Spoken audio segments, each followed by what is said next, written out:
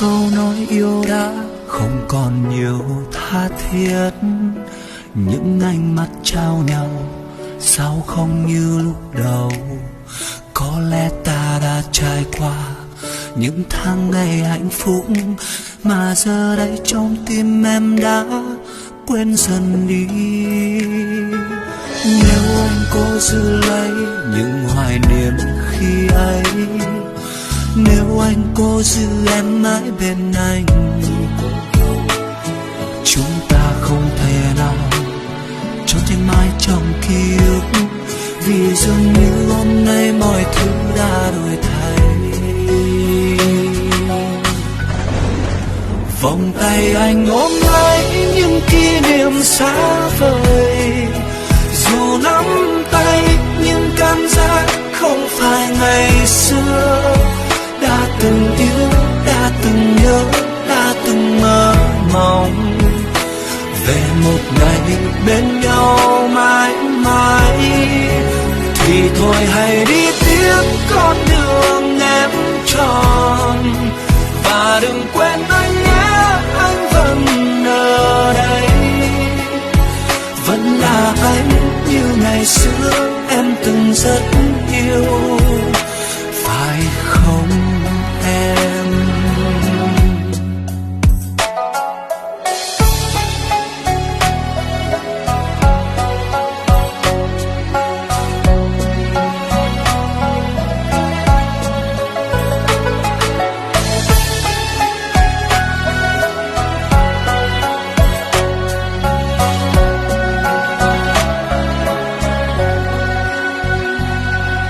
Nếu anh cố giữ lấy những hoài niệm khi ấy, và nếu anh cố giữ em quay về,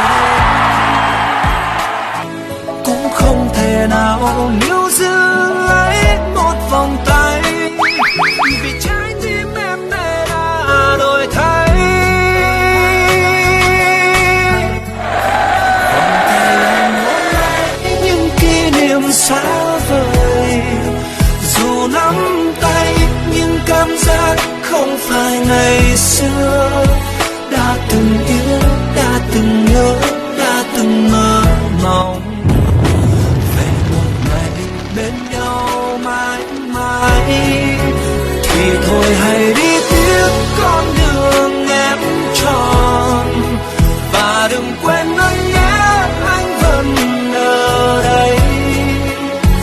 Vẫn là anh như ngày xưa em từng rất yêu, phải không em?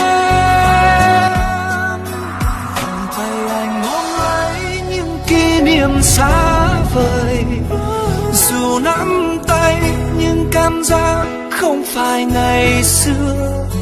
Đã từng yêu, đã từng nhớ, đã từng mơ mộng về một ngày bên nhau mãi mãi.